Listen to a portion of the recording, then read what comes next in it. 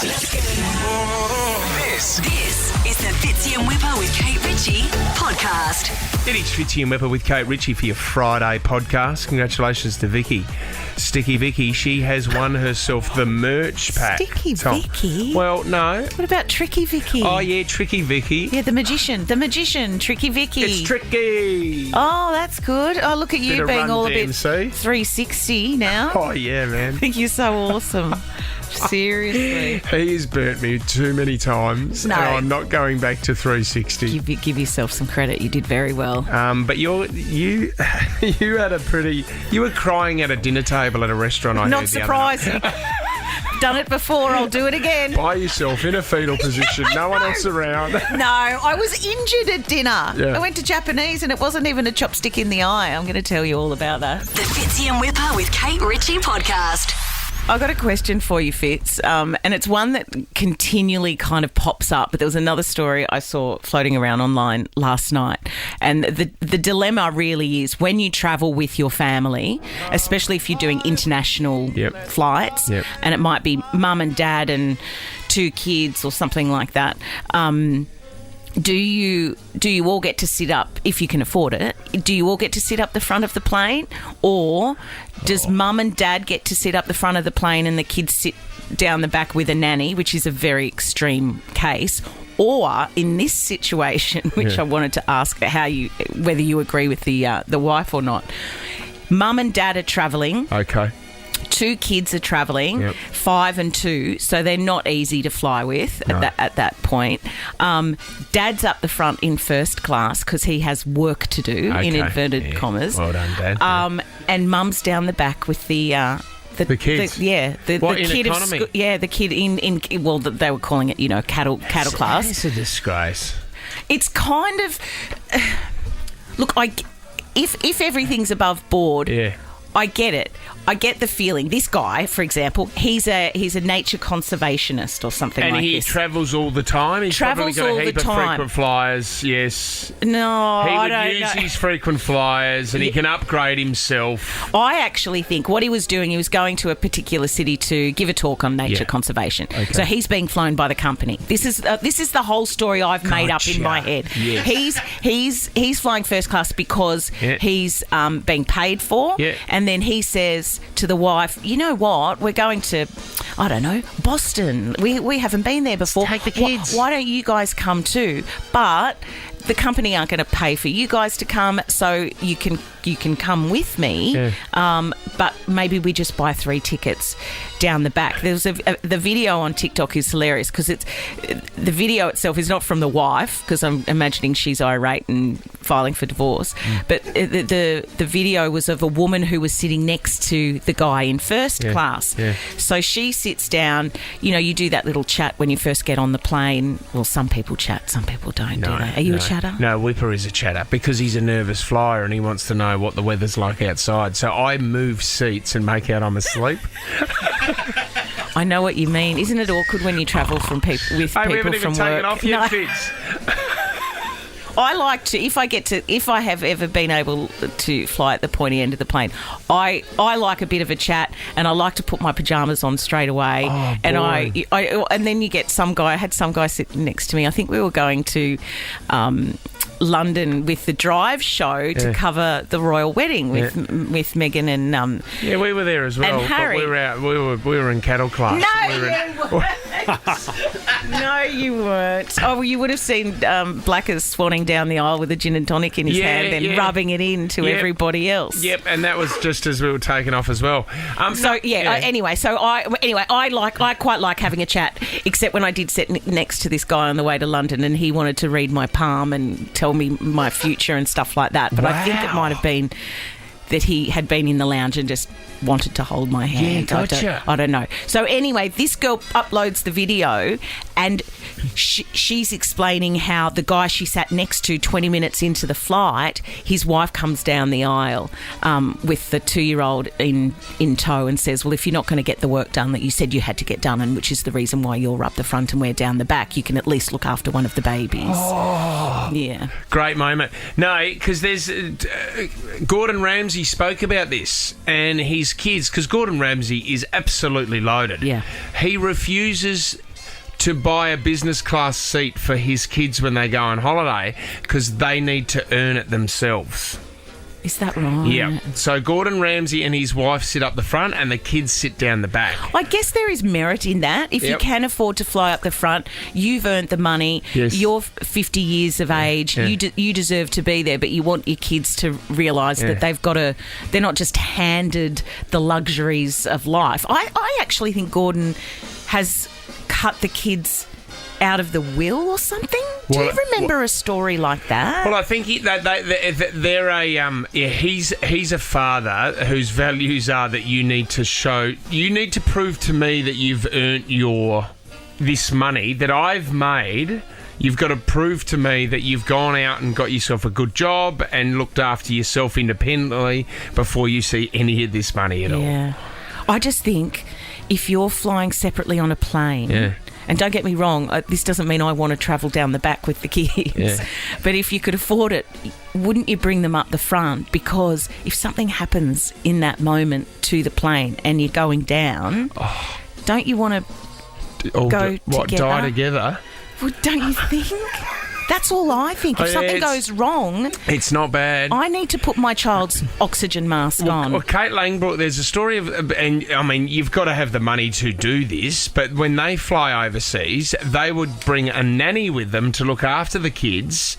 She would fly with her husband Pete up the front, and they would hire the nanny and buy her an economy seat to look after the kids in economy.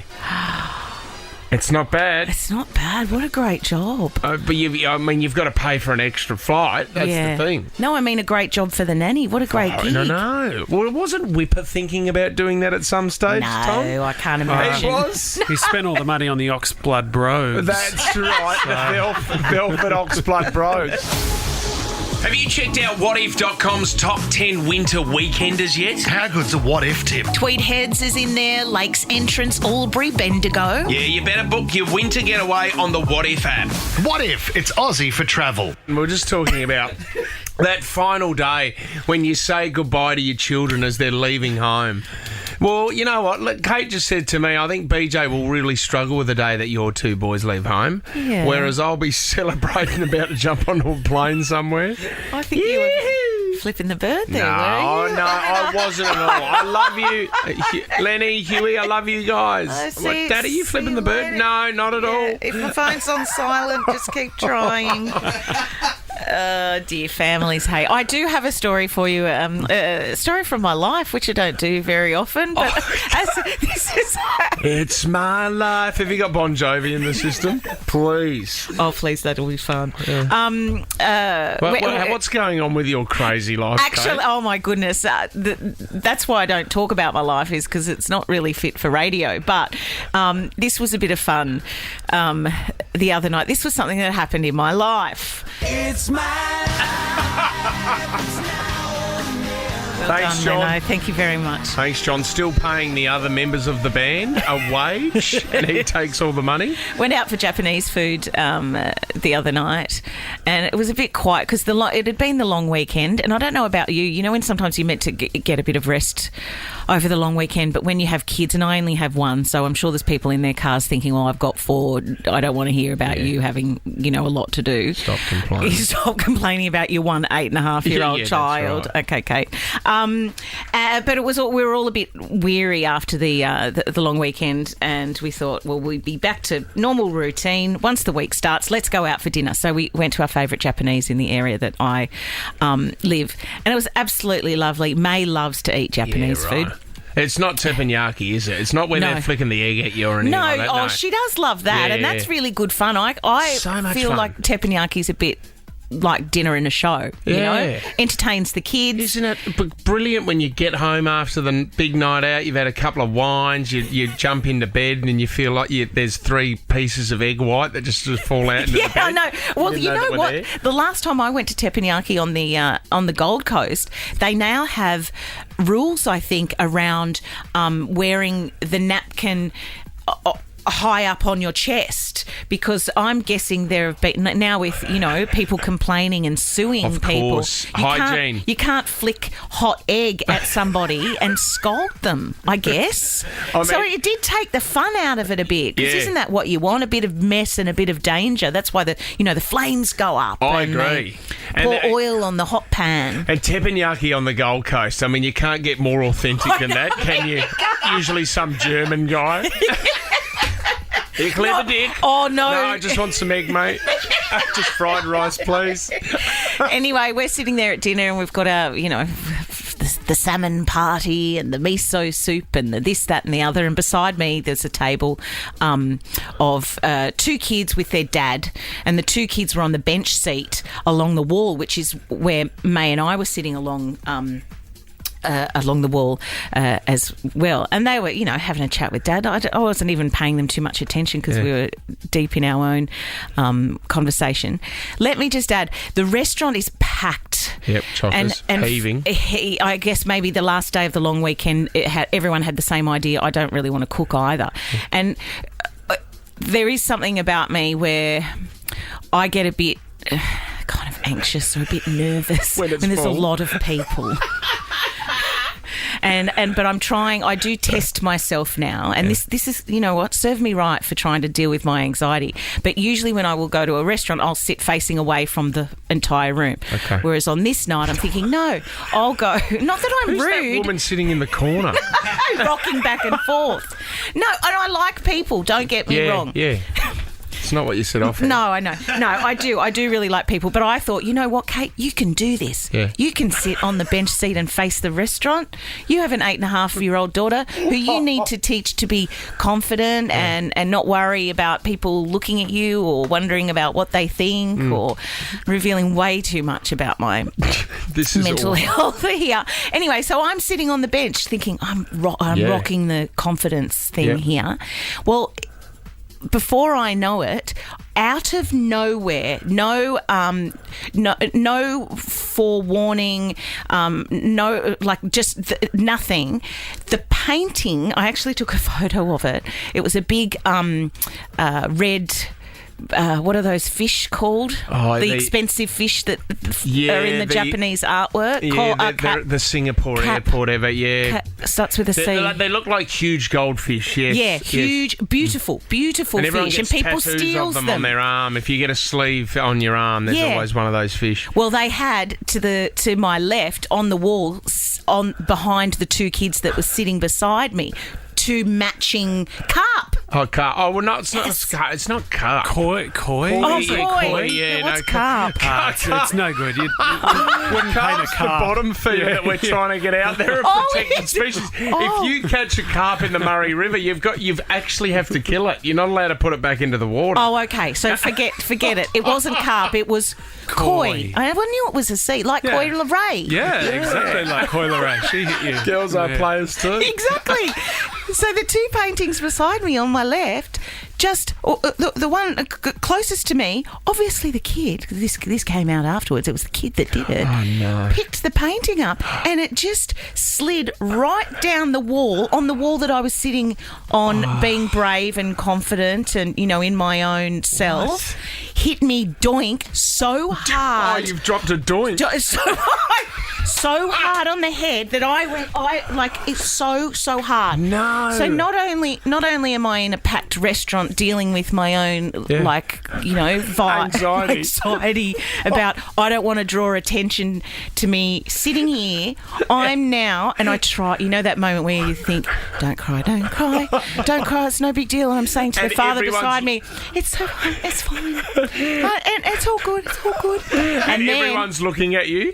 Yeah, and then I don't remember saying it, but I think I might have dropped the F-bomb because it absolutely it hurt. It well and truly hurt, which I think is the sentence I used, and then I just proceeded to have a little cry while everyone was watching me in the restaurant. And then did the cried into my miso soup. And then the director went, cut. Okay, everyone to the surf club. We've got to do the next scene. The Fitzy and Whipper with Kate Ritchie podcast. I've got $250 to spend at Appliances Online. We'd love to hear from you. What are you up to this weekend? What is going on? Is there a dilemma that you need us to solve? Jeanette's giving us a call from Marylands. Hi, Jeanette. Hi, Fitzy. Hi, Kate. This is the second time I've been on radio with you, Fitzy. I won tickets last year to State of Origin, for which I went to Queensland, which you weren't happy about. Oh, that's because you were a Queensland supporter. Is that correct, Jeanette? That is correct. And by the way, we won, but that's okay. When you say we, are you a Queenslander? I am. Okay. Well, you're from there, obviously, Jeanette. Yeah, I grew up in Queensland, but it was very good. They're just getting too good for us at the moment. Latrell's out now as well, and I fear we're going to get absolutely flogged up at Suncorp next Wednesday night, Jeanette. So don't ring us to rub it in, please. I won't, I promise. But I wanted to talk to you about the fact that I think on Tuesday you were saying how old someone was when they first got their licence. Yes. So my mum hasn't driven. She was a stay-at-home mum for quite a long time until she turned 50 and she got her licence. Now, she's 73 this year. She has gone to Mount Panorama 4 times in a lap car. She has been a passenger in a rally car, and she keeps telling everyone she wants to be the next Daniel Ricciardo. She wants to get into a Formula One. Oh, isn't that lovely that her love of driving developed late and she's become a rev head rather than just getting to the shops? She's doing it seriously. Is she doing hot laps or does she get in and drive the cars herself, or she's just in the passenger seat? No, she drives. Yeah. Unfortunately, she's had a little bit of an accident, not with a car. She's had some health issues, so she's been in hospital for the last couple of months. But she keeps telling everyone she wants to get back out there and drive around again. Yeah, even if it's around our cul-de-sac. That is awesome. I've never done anything like that. Have you done the hot laps? Because I used to be invited, this was years ago, I think, around Grand Prix time in Melbourne. And when before the race... They do a hot lap. They do something like that, and they have celebrities do it. And I'm just always freaked out. I've done one before, and you know what they do? You sit in the passenger seat, right? So you're so close to the right-hand side. So when they go around a right-hand corner, they go the barrier so close to the barrier that you actually think that you're going to crash the car because you're on the right-hand side. They're driving on the left-hand side. Yeah. And you freak out like you think you're going to hit the barrier. Oh, that's not for me. My girlfriend, Beck Hewitt, who I worked with on Home and Away years ago, she's right into it. And she doesn't strike you as that kind of person. Beck does. She loves the cars. Do you reckon she's done a burnout before? Beck would have done a burnout for sure. Absolutely, but it's probably because the park brake was on and she accidentally hit the accelerator. Love you, Beck. We should take you and Beck Hewitt should take listeners down to Summer Nats one year as a bit of a prize. No, you know what I want to do? Beck and I can go to Bathurst one year and you should send us out a week before the race so we can bury our case of Tui's New and then head back afterwards. What do you reckon? Imagine Paps getting photo of that. Beck Hewitt and Kate Ritchie burying a case of Tui's New. Richard in Wilton, what do you want to talk about, Rich? Hey, morning team. Hey, you have us on the radio. Thanks, mate. That's great. Hey, actually, Kate, if you want to talk about the like the V8s and stuff, they're coming up in Sydney at Eastern Creek, I think at the end of July, which is the Super Night. It's going to be nighttime races. Oh, awesome. Is that a Saturday night? Yeah, well, it's they do Friday, Saturday, and I think Sunday. No, night time, so it goes under the light, so you see the flames coming out the exhaust. Richard, would I be safe though? Hey, I don't mean from the cars. Would I be safe from the crowd? I'll be there, and you can just come out and stand with us, and we'll keep you safe. Okay. All right. Johnny's number down. You wanted to talk about your daughter, Richard. What was going on? Yeah, I did. So I've got some pretty exciting news. So my daughter started doing professional dancing a few years ago, and she got selected by her trainer to do these solo dances. Well, now they've asked her. So next year in April, we've got to take her and fly her over to LA. She's going to be doing all performances and stuff over in LA. We're all super excited. So we've never been overseas before. So this is going to be our first trip as a family. And Richard, you'll have to go to Disneyland. I'm sure that's also on the list as well as the performances. That's definitely on the list. So she's actually got to do a performance at Disneyland and also at Universal Studios. What style of dance does she do, Richard? She does hip-hop. She does contemporary ballet. I know how she feels. Yeah, I know how she feels. It's pretty cool.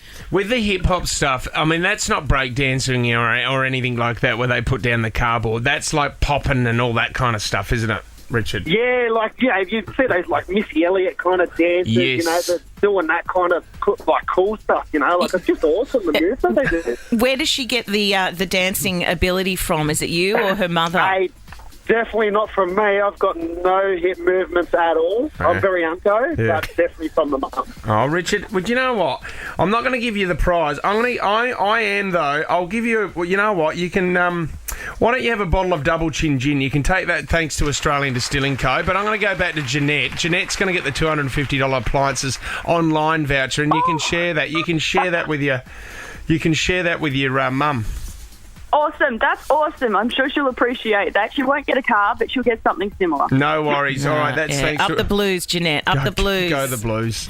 Appliancesonline.com.au now offering same-day delivery when you order before midday. T's and C's apply. The Fitzy and Whipper with Kate Ritchie podcast.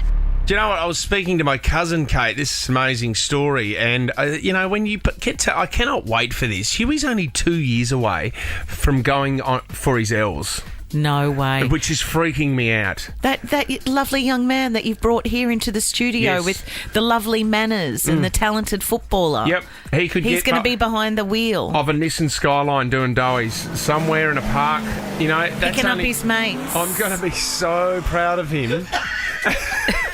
But I was thinking about it the other day and I was like, oh my gosh, it's... That first car, when it gets handed down to you from your parents, and I got handed down the Rocket. Now, unfortunately, the Rocket, which was a Datsun 240X, and unfortunately, Kate, it didn't last. I would have had it for 2 or 3 weeks and it broke down. What colour was it? It was a silver, but it had so many dents in it. And Dad goes, you know what, we passed it down to you. You take it to the wreckers and you can have the money to buy a new one. Oh. And I said, thanks, Dad, that's awesome.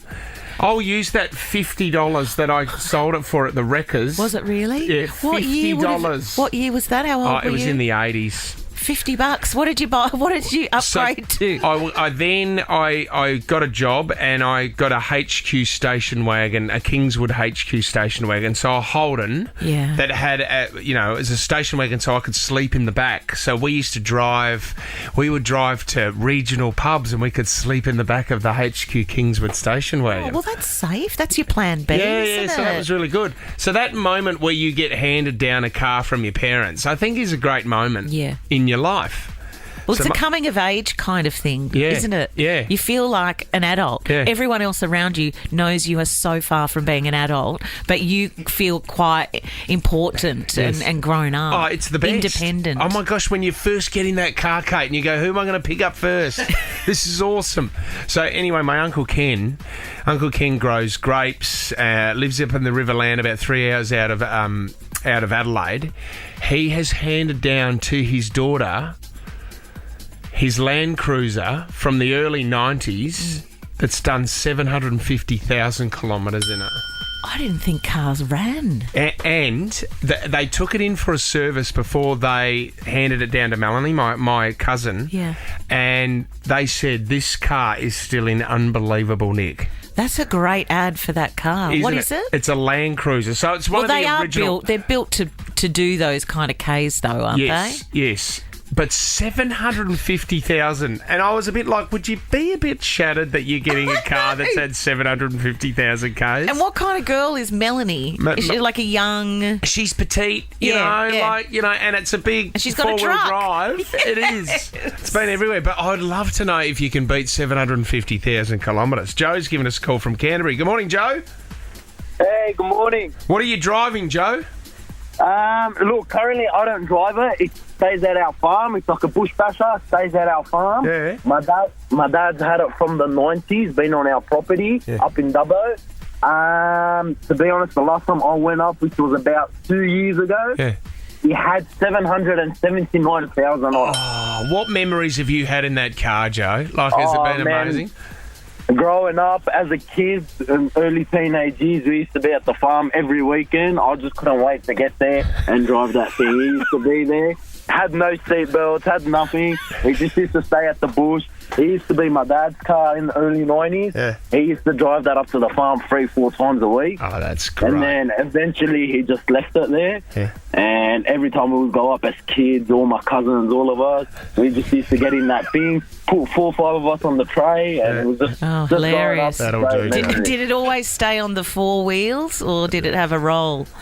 Had some close calls, but no, never actually rolled it. Okay, 779 we're up to now. That's pretty good. Spider's giving us a call from Glenorrey. Anyone with Spider is driving a car for a long time. What kind of car are we talking about here, Spider? Hey, Fitz, hey, Kate, how you going? Good legend. Yeah, the 79 Series Land Cruiser. Oh, 79 series. How many Ks we done on that, Spider? 789. Oh, well done. Oh my goodness! And what's your favourite part about it? Not the K's, and not that it keeps going, but in the car, what do you love? Oh, it's my workshop, it's my office, it's everything. But I'm a mobile autolic, so that's it. I get around town in that. It's everything. Yeah, does it have a name? No name for it. No name. Hey, Spider, any maybe amorous in the back of the old... No 79 room in the back for that. No room in the back for that. That's just for the work. That's not what he meant by work. Okay, right, yep, okay. Kim's giving us a call from Picnic Point. Hi, Kim. Hello. What kind of car are we talking about here, Kim? We are talking about a Toyota Corolla. Toyota Corolla. Now, I would say that you would be lucky to get to 300,000, 400,000 Ks on a Toyota Corolla. Oh, no, more than that. So is it past 789,000 Ks, Kim? Technically, yes. What? How many Ks has it done? It clicked back over to 0. What? So it's done over 1 million? Yeah. Oh, no give me a break. What year is it, Kim? Look, this was Dad's car. He's a mechanic, so it kept on going. I'm not sure of the year model. It was old. Do you know what? Because I heard about this, right? I heard years and years ago, car companies, why would they build, right, and why would they invent an engine that would last forever? Because Exactly. It's like anything. You need people to keep coming back. people need to keep coming back and buying more. So the technology is so good that they can actually, with engines, they can engineer it that it'll cut out, say, 10, 15 years down the track, or start to slow down a little bit. Yeah. But see, I've always thought a mechanic, if you can keep a car going and look after it, how long will that car go for? So how many has it done, Kim? Has it clocked over 1 million? What are we talking now? Look, once it clocked over to all the zeros again, it went to the farm. Oh, I think it retired nicely up there. a Toyota Corolla doing over 1 million Ks. Oh my goodness. I think my mum had a Corolla. This is great for Toyota. They run and run, don't they? Was it planned this way? Oh, no, it wasn't at all. I just started with a Land Cruiser and we've ended up with a Corolla. Fitzy and Whipper with Kate Ritchie. Hey, that's a secret. Podcast password. If you want to get your hands on stacks of great prizes, just head over to our Instagram stories at FitzyWhipperKate and enter this password. Today's password is... Doink. The Fitzy and Whipper with Kate Ritchie podcast. At high school, did you do it? Oh no! Did you do a certain type of? Are you better at a certain type of dance, Kate, like a cha-cha-cha or a hip hop? Are you popping or? No. I can tap dance though very well. Oh yes, Tom, write it down. No, writing it you don't down. need to write it down. Do It's you just still own a pair of tap shoes? yes. Oh, that's awesome. But I don't have anywhere to tap because, like, the we'll timber find floor. you a stage. We will find you a stage. I'm great on the. My daughter and I are learning. I'm teaching her the time step at the moment. Do you know what I love about tap dancers is the over animation or the exaggeration they do with their faces as they're tapping out to the crowd and their head movements. It's called performing, Fitz. You've got to reach the room. I want to talk about sleepwalking. Yeah, let's talk about dreams as well, because a lot of people do this. Actually, I stayed at a mate's place down in Adelaide last weekend, and we dropped the kids off after the footy, and we went out for a couple of beers down to the local pub. When I come home, the kids were asleep.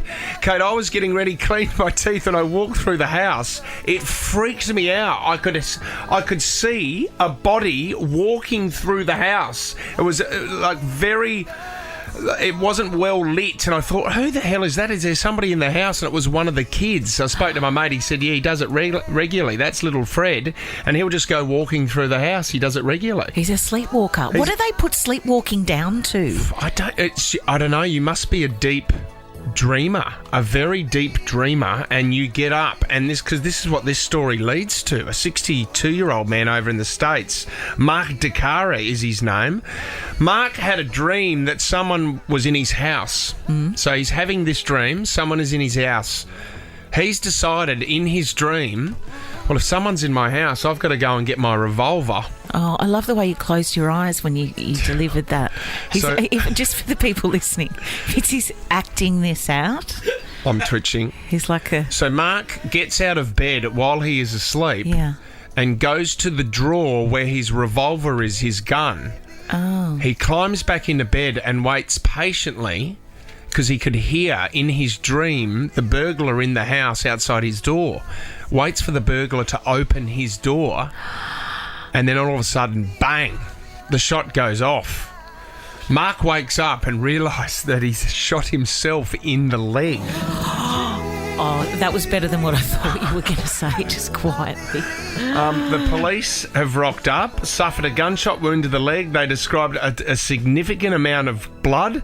It got worse for Mark as well because, unfortunately, Mark, he didn't have a firearm owner's identification card. He shouldn't have had the revolver, so he was charged.